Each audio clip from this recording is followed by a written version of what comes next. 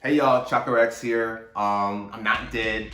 I'm just currently working from home thanks to the COVID-19 outbreak. I have a hat on because I haven't been to the barber in like over a month and this shit don't grow like it used to. Hopefully everyone, I guess at the time of this recording, is doing okay with all the quarantine going on. But I wanted to give you an update on what I've been doing for the past, I guess since the last upload.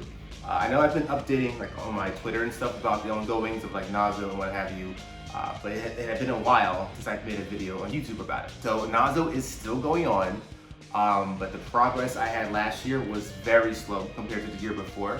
Obviously, we passed 2019, we're in 2020 now, dealing with an outbreak.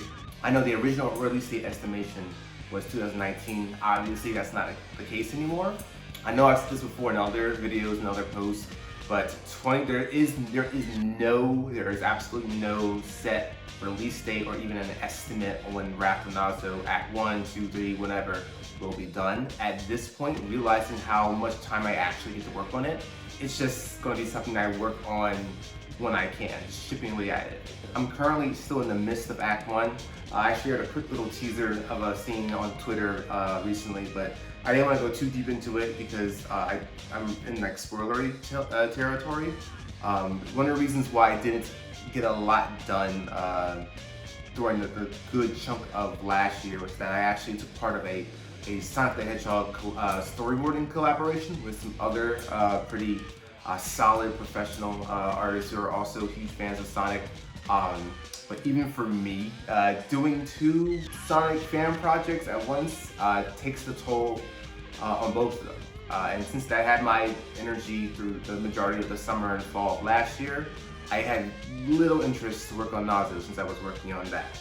Now that that's done, I'm back on working on what I can through Act 1, and I missed it. I do still like working on it because there's some cool stuff that's coming up with it. And real talk, between my job and the overtime I was doing for my job, the chores I do when I come home, the other stuff I've been handling on the weekends, sometimes I don't even want to draw when I come home. I just want to, just like y'all, want to play video games, watch TV, maybe chill with my wife. Nazo is not taking up every bit of my free time, and even when I do sit down to draw, sometimes I might not want to just be drawing hedgehogs all the time. Sometimes I might want to do my original art or other types of fan art. So it's trickier these days to find time and energy for Nazo, but with that Sonic project over and with the current situation, I'm working from home a lot, it's been easier actually to get back to work on it. So I do apologize for everybody who might have hoped maybe 2020, 2021 that you would see Act 1 completed, but I really don't know yet. I'm just trying to work on it when I can, and I try to work on it when I want to, because I don't want to feel like I don't want to resent the project. It's a pretty big project that I took upon, bigger than I expected. So it's just something that is going to have to get done over time. I'm going to try to update more often. Actually, I do want to actually try to update more often. It's been a while. Even if I don't have a lot of progress, I at least want to let y'all know where I stand and what I'm working on, even if it's not Nazo. But I do want to upload more frequently, even if I don't have a lot of Nazo progress, or I want to share scenes. I don't want to share too many clips, or else it ruins the actual release. I do want to just start doing more updates on my YouTube channel. So I already do, I have Twitter updates and stuff like that. I know a lot of you don't use Twitter, or you just follow me on YouTube and that's it, and that's perfectly fine. You don't have to follow my shitty Twitter posts just to get updates on Nazo if you don't want to. So I want to start making more frequent, updates on whatever's going on, whether that's a video or a community post. I want to keep y'all updated. One of the reasons it's kind of hard for me to find time to do videos like this is that if I get a chunk of time to work on anything with YouTube related, I'd rather just be drawing. But what I want to try doing, which I want to do in this video, I at least want to show you my work process while I work on a scene, if it's not too spoilery. I want to do some more streams in the future. I know I did a few earlier of last year, but not too many. But I want to see if I can do that more if I can't do like a full-on update video. But regardless of that, I still do want to make content. Even when I'm not doing my my day job or working whatever studio project I'm on, I still want to be making stuff. Sometimes it's art on Twitter, sometimes it's going to be videos on YouTube. I still want to make that. So I thank you all for your patience. I'm sorry that it's not going as fast as you would like. It's a huge project. I have hired help from friends of mine, colleagues in the industry, to help with like a small scene here and there. I don't want a huge team for this because now then instead of animating, I'm now bogged down checking work, and then if it's not on model or if it's not the way I envisioned it, that's more money to pay to get it fixed. And it's for the lion's share of the project, I'll just be doing it myself just to avoid any kind of time sync, management issues like that. But there have been scenes that I've commissioned personal friends of mine on to help speed up the process where I can, whether it's like animation, backgrounds, that's something I'm cognizant of. But definitely stick around after this update because I'm actually going to show you how I lay out a scene I'm currently working on. It features Sonic and Shadow having some banter with each other, and I hope you enjoy it. Thank you. Cool. All right, so this is the scene that I was referring to. This is a scene of Sonic and Shadow admiring some of Eggman's henchlings around them. And just to give you an idea of what's going on, Shadow's pretty much, talking with Sonic, and because it's Shadow, I'm just gonna keep him staying here, and his arm is folded. You can see his mouth is not fully synced yet, it's not layered correctly. I'm not gonna worry about the lip sync until I'm done most of the body animation in case I end up changing something with his head position. So I want him to pretty much kind of look at Sonic when Sonic's looking at Shadow. So let's think about this pose. We want him I want him to get out of the hand folding pose, kind of grip and turn to him.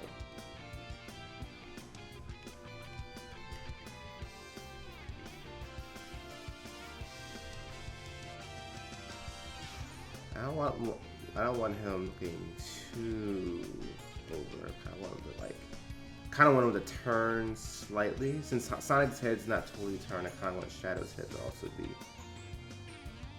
slightly turned.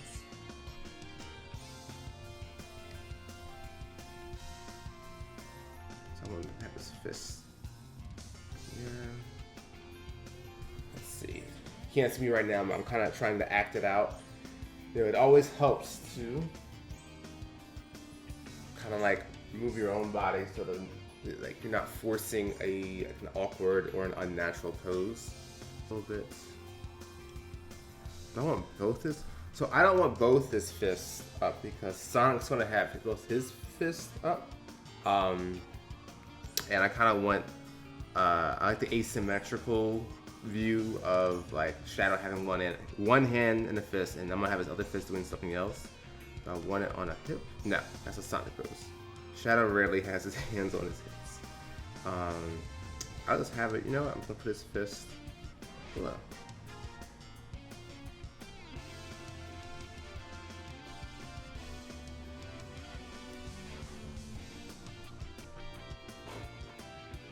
Do I want his shoulder up? I don't know if I see how his shoulders peeking up right there. I thought I would want it raised up. It should just be laying out like this, flat.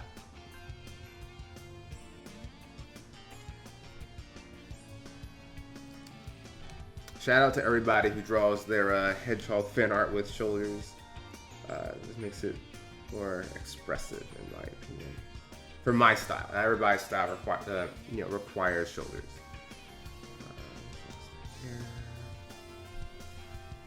Again, his body is a little thicker than it's supposed to be, but in the cleanup phase, I want to make sure his body stays pretty solid. If you notice, the framing cuts off their feet, so that way when I animate them, going into their power poses, I don't have to worry about animating the feet too much. Maybe I might shift the sock over, or this sock over. Not only the feet, but also trying to keep the feet planted correctly. If you watch a lot of 2D cartoons, keep an eye out for when characters are walking, and you can't see their feet. That's the animators and a lot of the times the storyboard artists as well, making sure that there's not as much work to do in terms of animation. So let's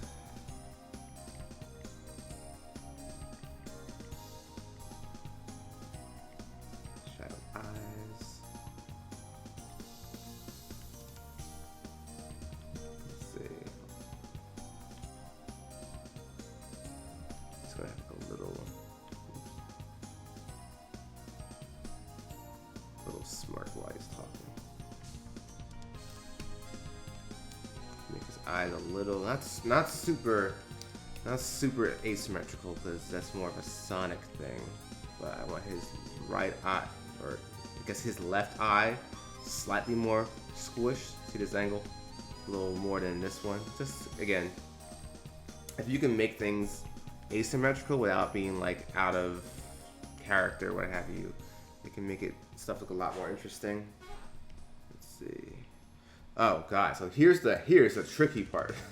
Shadow is kind of looking like almost like front facing camera, and everybody draws their shadows differently when facing forward. The way I do it, kind of like the Chakra-X style, where it's like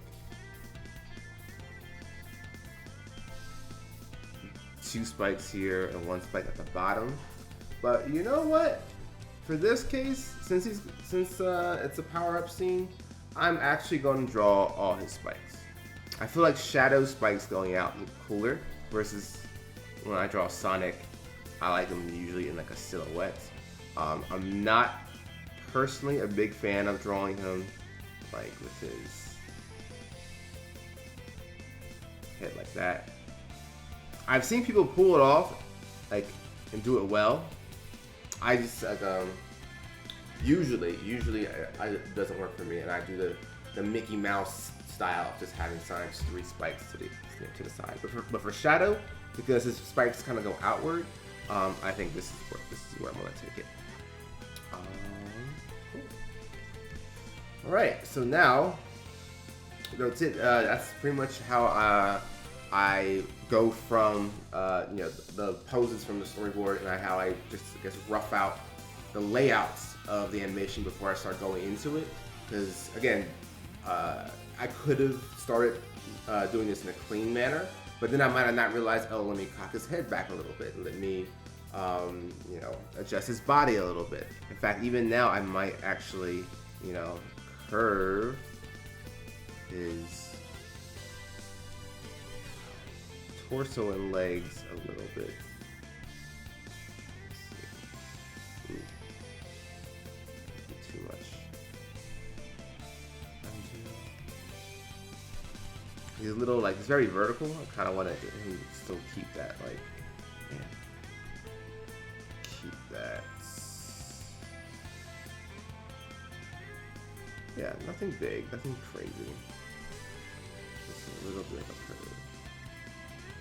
This is why I like to do this. Like, I can just distort stuff without having to redraw it if necessary. Sometimes I do just want to redraw it because I get a more gestural flow from it. Like in this case, maybe I will just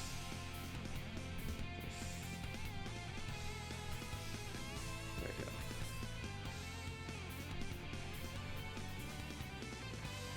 Yeah, see? So now his body has a more of a curve. Again, before I had it pretty straight. Like, let me undo it real quick.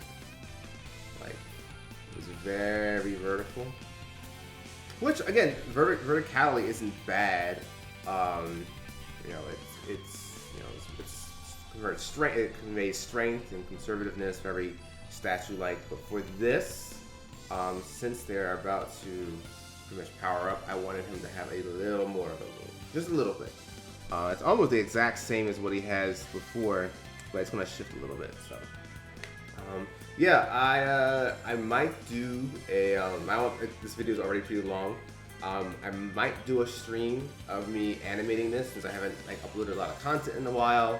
And since I'm working from home, I'm hoping to have some more time in between stuff to just work on these projects, but also show you guys the process while I can, and not spoil too much. So yeah, if you're interested in streams, let me know in the comments. I will hopefully try to. I do want to work on this on my own time. I don't want to just wait to stream to work on this.